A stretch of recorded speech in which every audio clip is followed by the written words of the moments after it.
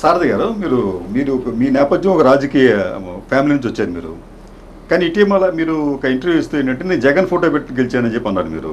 ఇప్పుడు చంద్రబాబు నాయుడు గారి ఫోటో పెట్టి రాజకీయాల్లోకి మీరు చేయబోతున్నారు మీరు పోటీ.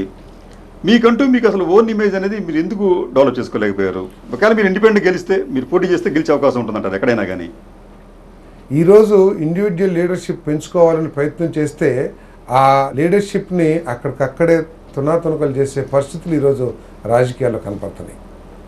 ఒకవేళ మనం ఏదైనా ఇండిపెండెంట్గా పోటీ మాట్లాడదామని అనుకున్నా, లేకపోతే మన భావాల్ని వ్యక్తపరచాలనుకున్నా ఇమ్మీడియట్గా ఎంతంటే అసలు యంత్రాంగం మొత్తం కూడా సహకరించిన పరిస్థితి.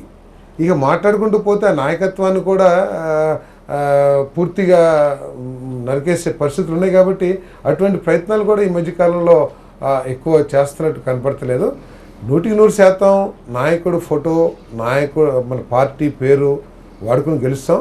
దాంట్లో మా పాత్ర ఏమీ లేదని చెప్పేసి చెప్పడానికి కూడా అది కరెక్ట్ కాదు. అంటే మీరు వైసీపీ కార్యకలాపాలను దగ్గర నుంచి చూసారండి మీరు. దాంట్లో ఎవరైనా రాజ్యాంగేతర శక్తులుగా వ్యవహరిస్తున్నారా? అలాగే సజ్జల రామకృష్ణారెడ్డి గారికి మీకు మధ్య కోల్డ్ వార్ జరిగిందా?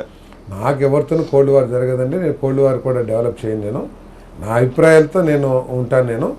వారు ఒక పార్టీలో ఉన్నా కాబట్టి ఆ పార్టీ నాయకుడు కొంతమంది వ్యక్తుల్ని పెట్టుకుని ఆయన అంటే నియమించుకుని ఆయన పరిపాలన చేస్తారు. కాబట్టి తప్పకుండా ఆ పార్టీలో శాసనసభ్యుడిగానో లేకపోతే ఒక నాయకుడిగానో వారితో ఇంటరాక్షన్ అనేది అవసరం తప్పితే ఆయనతో నాకు ఎవరితోనూ నాకు వ్యక్తిగత సమస్య ఉండాల్సిన అవసరం లేదు. మీరు రాజ్యాంగేతర శక్తి అన్నమాట ఈ టీడీపీ వాళ్ళు తరచుగా వాడుతున్నారు. ఇప్పుడు మీరు కూడా అదేనా ఆ వెపన్ మీరు వాడతారా? అంటే రాజ్యాంగేతర శక్తి అంటే తప్పకోకుండా రాజ్యాంగేతర శక్తి అనాలా, లేకపోతే వారి ప్రాధాన్యత తప్పకుండా ఆ పార్టీలో ఆ ప్రభుత్వంలో, అంటే ఒక వ్యక్తి గురించి నేను చెప్పట్లా, సజ్జల రామకృష్ణారెడ్డి గారు లేదా ఇంకోళ్ళ గురించి చెప్పట్లా, ఎవరైనా సరే ముఖ్యమంత్రి గారికి కొంత సన్నిహిత వ్యక్తులు ఉంటారు. కాబట్టి వాళ్ళ ప్రాధాన్యత ఆ ప్రభుత్వంలోనూ ఆ పార్టీలోనూ ఉంటుంది.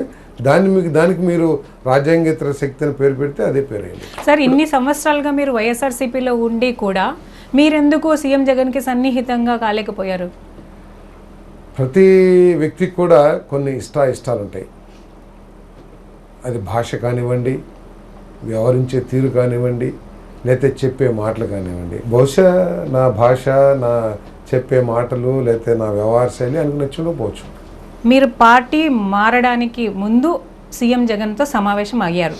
ఆ అయిన సమయంలో 2 డిమాండ్స్ సీఎం జగన్ ముందు పెట్టారా లేదా అనేది ఒకటి. ఫస్ట్ డిమాండ్ ఏంటంటే పెనుమలూరు నుంచి సీటు, ఆ తర్వాత గెలిచినా గెలవకపోయినా మంత్రి పదవి ఖచ్చితంగా ఇవ్వాలని మీరు డిమాండ్ చేశారు. ఇది వాస్తవమా కాదా? ఇదే నేను ఏది డిమాండ్ చేయలేదు. అసలు నన్ను ముఖ్యమంత్రి గారిని కలవమని చెప్పేసి కొంతమంది పెద్ద నాయకులు వాళ్ళందరూ కూడా కలవమని చెప్పినప్పుడు నేను మర్యాదపూర్వకంగా వారిని వెళ్ళి కలిశాను గౌరవంగా.